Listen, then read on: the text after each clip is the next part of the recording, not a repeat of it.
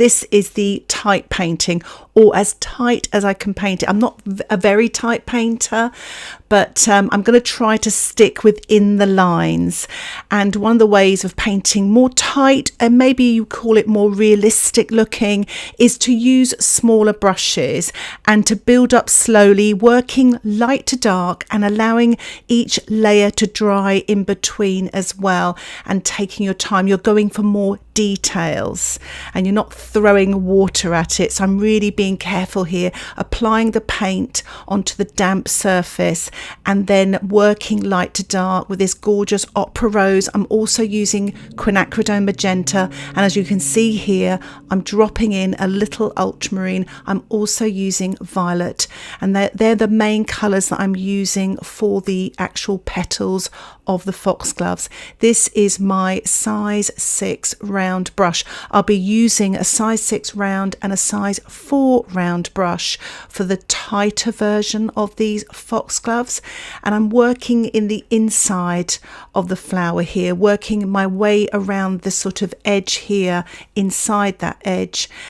Working wet on dry, I rinse my brush, take the excess off on that paper towel to control the amount of moisture on my brush, and then push up to that paint there, moving the paint and blending it. And then I'm dropping paint now, a little bit of pink, wet into wet, adding a little bit of ultramarine as well now, painting that wet into wet.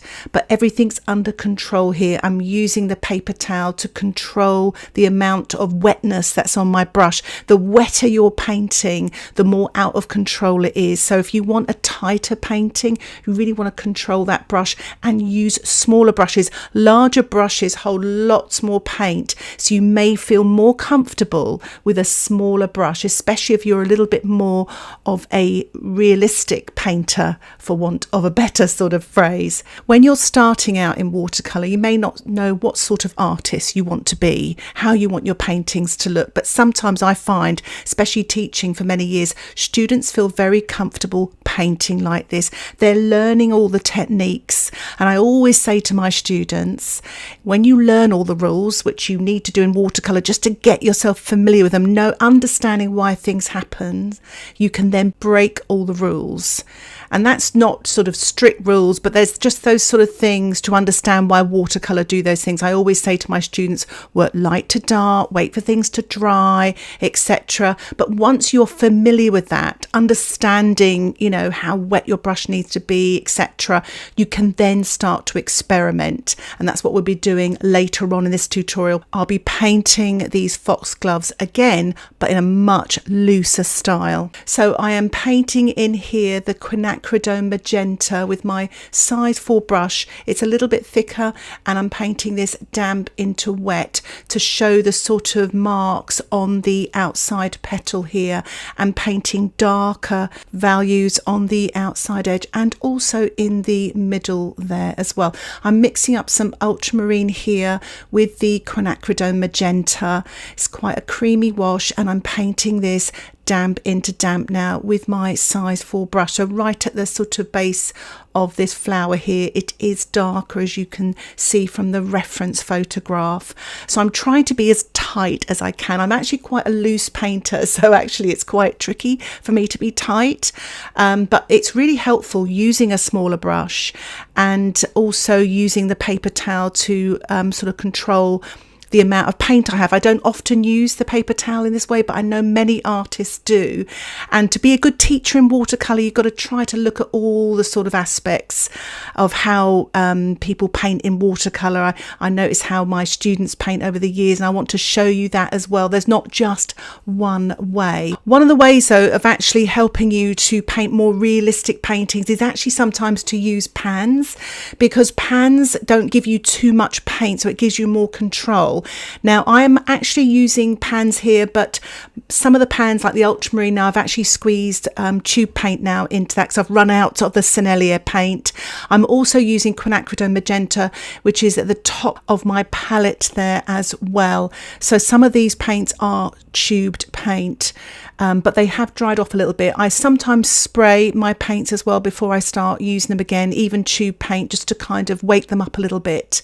So as you can see here, I'm working around the second foxglove here, again working sort of in the center and now painting the top part. I've actually wet the surface and I'm dropping in the paint. This is Opera Rose wet into wet. If you don't have Opera Rose, you can use permanent magenta. And if you'd like a full list of all the materials, the colors and alternative colors I'm using, please see the description below. I'm dropping in a little bit of the magenta here with a touch of the ultramarine. It's slightly thicker.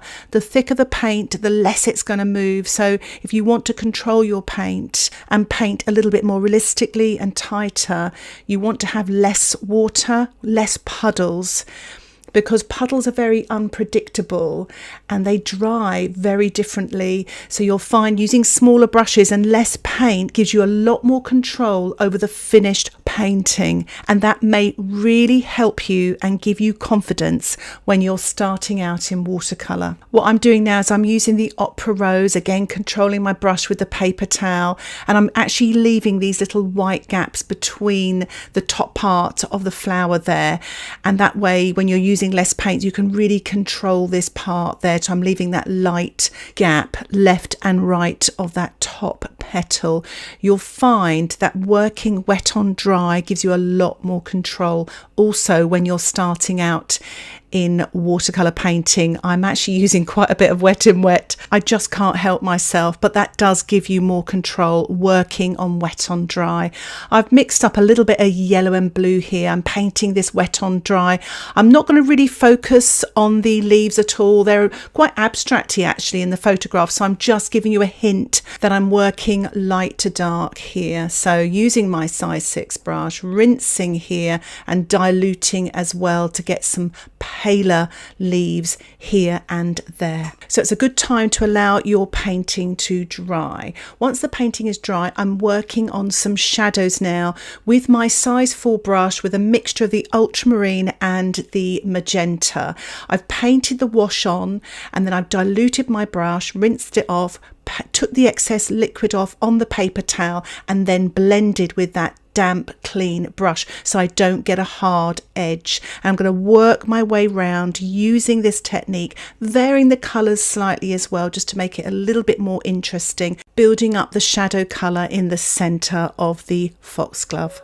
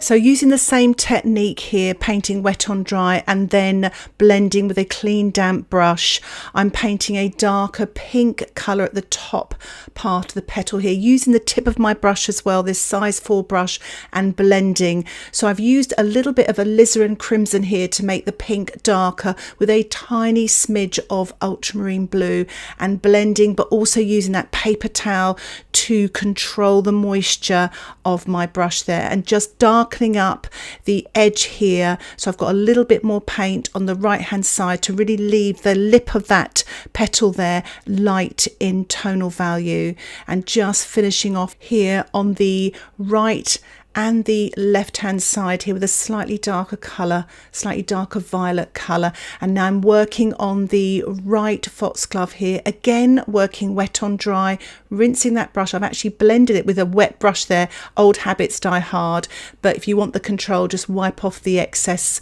moisture of your brush on the paper towel there.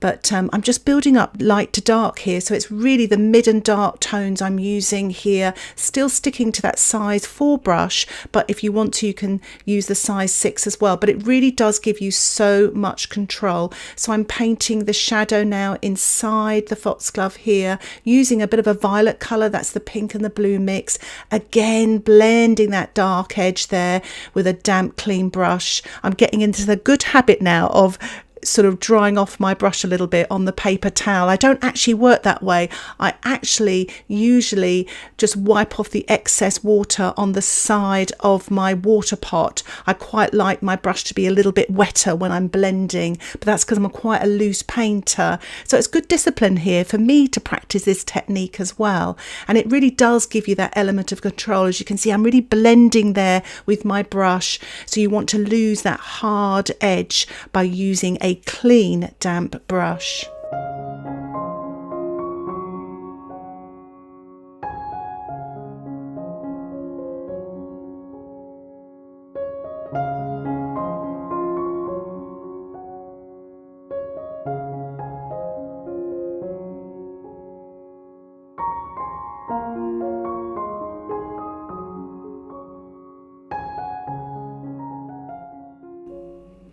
So I'm painting some of the leaves here, just with a slightly darker green, that's the ultramarine, and I'm actually using a little bit of quinacridone gold, but you can stick to yellow if you like, and it's just to paint in some of the details. But as I said earlier, I won't go into too much detail with the leaves. I'm just really focusing on the foxgloves, but it's just quite nice to balance this out.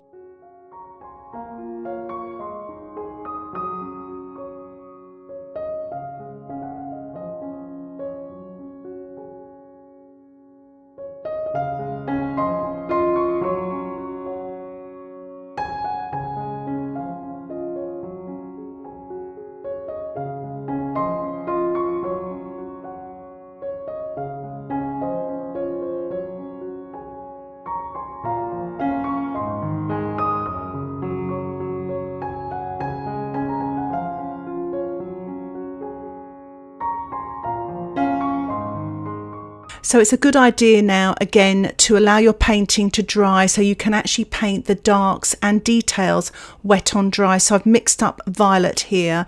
You can use ultramarine and pink. I've actually put a tiny bit of quinacridone gold in there, but you could put a little bit of burnt sienna. It's just to take the brightness of the violet there. And I'm painting these markings wet on dry with my size 4 brush, trying to vary the marks as well. There's a tremendous amount of control painting in this style, and you can really sort of think about what you're doing, because you can answer the door or make a cup of tea and come back and nothing will change, because everything's wet on dry here and it's all the darks and the details. So I'm painting and doing the same thing with the right hand foxglove here, painting smaller marks which are similar to the ones in the photograph, and then painting darker marks as well. So it's a good idea again to allow your painting to dry. So when you're painting in this more tighter style of painting, it's always a good idea to allow your painting to dry in between stages. It gives you so much more control. So I'm painting here a little bit more shadow colour, wet on dry, and again using that clean damp brush and just blending. I'm also trying to describe the sort of differences between each petal. So I'm painting a little bit more shadow where one petal overlaps the other as well. It's a really nice technique for doing that. But there's a lot of rinsing the brush and taking the excess liquid off on the paper towel there. That really gives you this control and allows you to describe these foxgloves, hopefully in a relaxed manner, so you don't feel too stressed here. So as you can see, I'm describing that petal there overlapping the other by using some shadow colour, which is the ultramarine with a touch of pink with a tiny touch of yellow. It can be the quinacridone gold or any other yellow will do. And I'm just blending again with a clean, damp brush. So this is my second demonstration. It's the loose painting. So I'll be doing a lot more wet in wet technique. So I've sketched it out with an HB pencil. Nothing is different there. I'm using the same paper. That's the Cartridge paper, which has got more of a hot press surface, and it's the Concertina sketchbook. And you'll find a link for that in the description below. The difference here is I'm using a size 8 brush. So I've gone bigger with my brush. This is quite a small painting. So size 8 brush is quite a big size. It's only A5, the booklet here, so it's quite, and also the drawing is quite small as well. So I'm trying my best to sort of get the detail, but at the same time I want to be nice and loose. So I'm using that pink. I'm painting wet on wet. I'm actually dropping in some creamy violet here, damp into wet, to paint that sort of shadow colour. But you're not going to see as much sort of blending and rinsing as I was doing before. I'm going to allow that sort of wet on wet to sort of let it bleed out itself to create that effect there. So I'm just painting the shadow across here. I'll be using this size 8 brush from start to finish.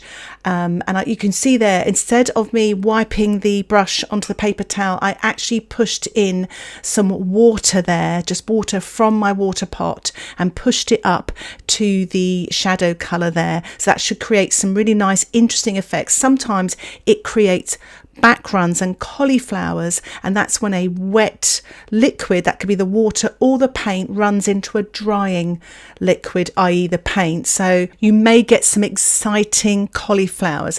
The difference I find with this is that it does look very loose, almost dreamlike, out of focus even, but I do find the colours look a little bit fresher, more vibrant, and I think it's because you are allowing them, you're not really fussing with them too much, you're just allowing them to blend and bleed and do what they like.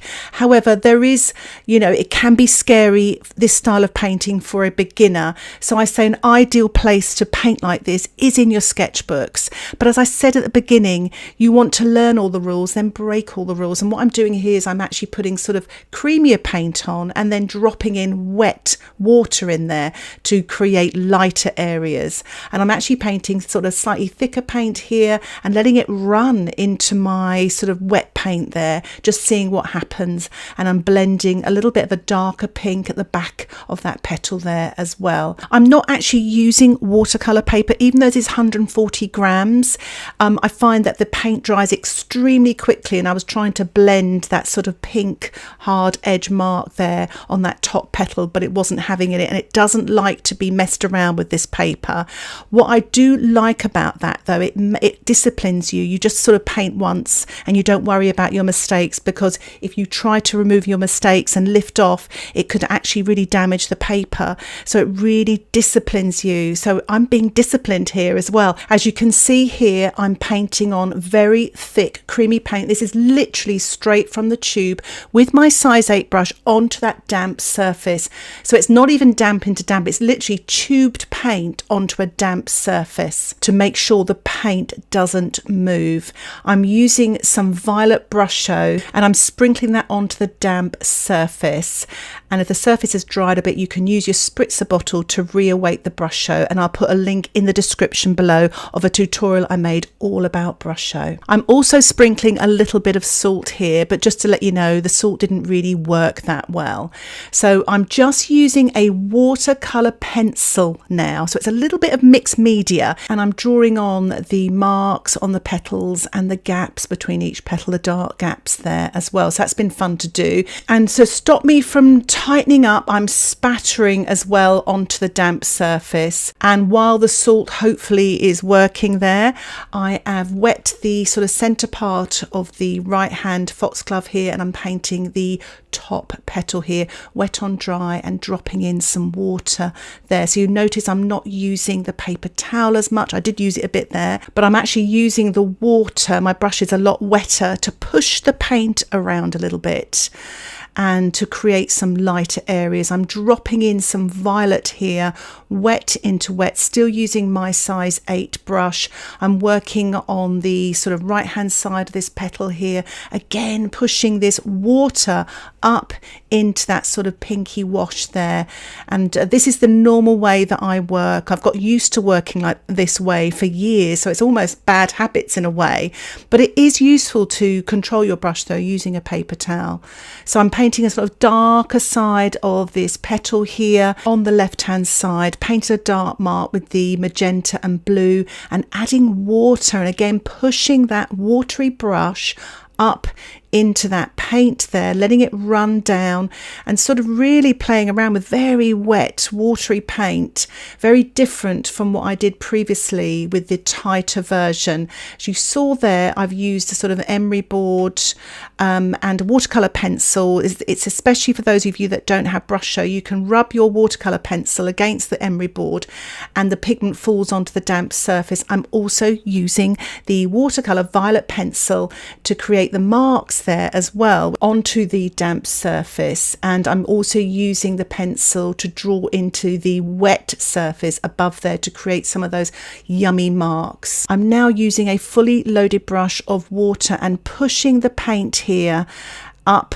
towards the top part of the petal to create some light, and I'm now painting the leaves in a very loose way, just pressing my brush down using sort of a light green. I've added a little bit more of the sort of quinacridone gold with an ultramarine, and just pressing and sort of flicking my wrist to keep this really loose. I don't want to sort of slavishly copy those leaves. I just want to give an impression of the leaves around the foxgloves there, varying light, mid-tones and dark tones, and sort of painting them all at once. And I'm actually going on here with a very light green. I actually dip my brush into the lemon yellow. I'm just painting that on, sort of damp into damp onto the leaves there. And now I'm dropping in some darks with a mixture of Payne's grey and quinacridone gold on top of that wet or even damp paint. So I'm going to allow my painting to dry just to build up a little bit more darks and details on the foxgloves. I always find I overdo it a little bit with the Brusho, especially in a small area like this. So I'm just tidying up here, working wet on dry, just painting on some violet watercolour in some of those areas just to kind of clarify some of the marks where the Brusho escaped. I'm sort of joining them up. And now I'm painting the shadow colour without waiting for those marks to dry. I don't mind if they blend a little bit.